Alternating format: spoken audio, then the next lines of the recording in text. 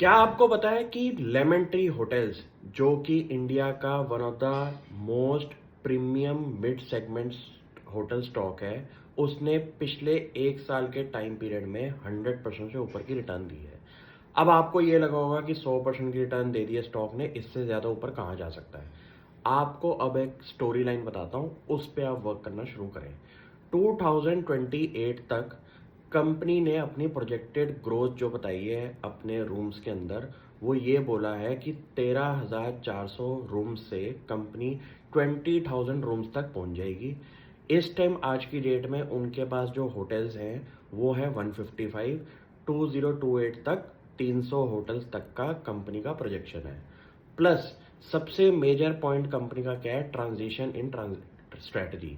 वहां पे कंपनी ने ये बोला है कि उन्होंने आज की डेट में जितना भी अपना होटल पोर्टफोलियो है उसके अंदर एक छोटा सा चेंज किया है स्ट्रेटजी के अंदर, कि 2028 तक 70% से ज़्यादा का पोर्टफोलियो उनका एसेट लाइट बिजनेस मॉडल के अंदर होगा। इस मॉडल का मतलब ये है कि कंपनी के पास होटल्स तो होंगे, लेकिन उनकी जो डेट और उनका जो कैपिटल इन्वॉल्व है उन होटल्स के अंदर, वो कंपनी की बैलेंस शीट में नहीं आएगा। ये इतना सा करने से कंपनी के एक तो रिटर्न रेशियोज में बहुत बड़ा फर्क आएगा। क्यों? क्योंकि कंपनी को सिर्फ और सिर्फ इनसे एक मैनेजमेंट फीस आएगी, और हम कंपनी को जितना भी उस बिजनेस के अंदर कैपिटल एम्प्लॉयड लगा हुआ है उस होटल का, वो बैलेंस शीट पे ना दिखाने से कंपनी की रिटर्न रेशियो देखो कितनी बढ़िया हो जाएगी। अब आपको ये समझना पड़ेगा कि इंडिया के अंदर लिस्टेड स्पेस के अंदर आपको एक प्रीमियम होटल्स मिलती हैं जहाँ पे इंडियन होटल्स जो हैं आपके ताज ग्रुप, उसके अलावा इंडिया का एक बहुत बड़ा पॉपुलेशन सेट है जो कि इनको अफोर्डेबिलिटी में नहीं समझते ताज ग्रुप जैसे होटल्स को।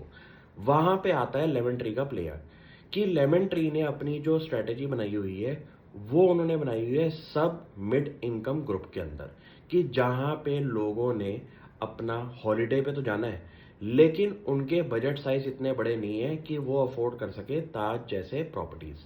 अब आपको ये समझना पड़ेगा कि इंडिया का पॉपुलेशन सेट कैसा है। वहाँ पे हर टाइप का पॉपुलेशन सेट है, और सबसे बड़ा जो आपका पिरामिड का पार्ट है वो है हमारा सब मिड इनकम वाला ग्रुप।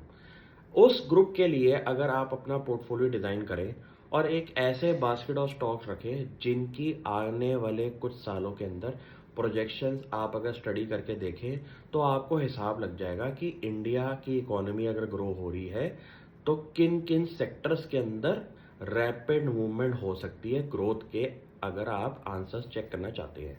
ये इतना सा काम करने के बाद आपको समझ में आ जाएगा कि क्या हमें 100% रिटर्न होने के बाद अपना लेमन ट्री का स्टॉक बेचना चाहिए या नहीं।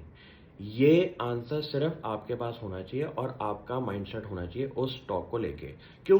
क्योंकि आने वाले फ्यूचर में स्टॉक फिर से आपको 10-20% का डिक्लाइन दिखाएगा, लेकिन अगर कंपनी का ग्रोथ मोमेंटम अभी भी बरकरार है तो फ्यूचर में फिर से वो अपसाइड देगा और अपने डिक्लाइन को पीछे छोड़ देगा।